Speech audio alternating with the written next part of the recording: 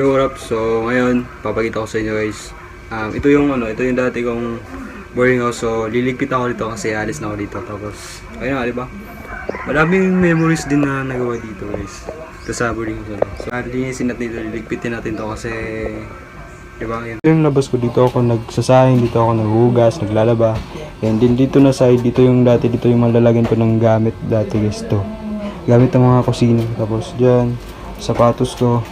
Yan, dito yung alaga ko, tapos yung mga gamit, konting gamit. Dito ako tumatambay, dito ako makain. Tapos dito na side, dito yung CR ko guys.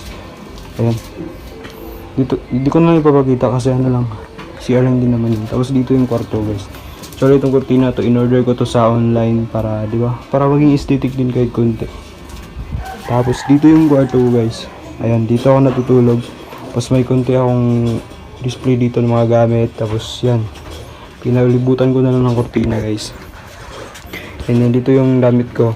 So, ayan, nililigpit natin to. So, samahan nyo.